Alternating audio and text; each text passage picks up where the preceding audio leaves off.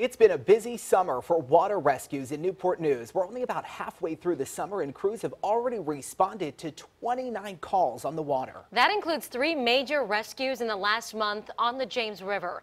In the most recent one, 2 people died. 2 of these incidents involved boats, and the one thing they had in common, not everyone was wearing a life vest. Now city officials are working to get the word out about life jacket safety.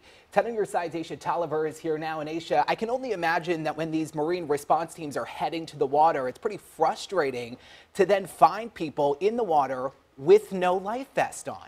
Absolutely, Joe. You know, I talked to a man today, or one of the officials rather, and he says, you know, he got in this profession to help save people, but there's a lot that people can do to prevent it and help save themselves. He says it's the most boat traffic they've seen in a while, and with that taken into account, you can never be too safe.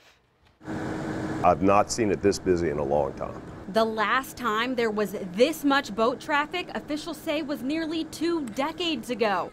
And though they can't pinpoint why, Captain Frank White with the Newport News Marine Response Team had a few ideas. You know, people may not want to travel, the beach access, you know, the ability to go someplace close by and seek recovery from the heat. But White says with the rise in boat activity came more serious incidents. Fire officials have rescued 10 people this past month and 2 more died. And in many of the cases, boaters were not wearing life jackets.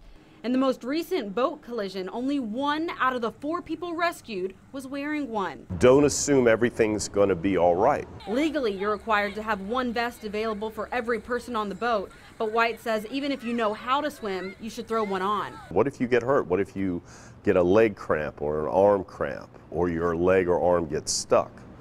Or you're trying to hold on to someone who doesn't have one, who can't swim? Then the PFD, personal flotation device, becomes crucial. And when you're about to head out on the water, leave prepared for anything.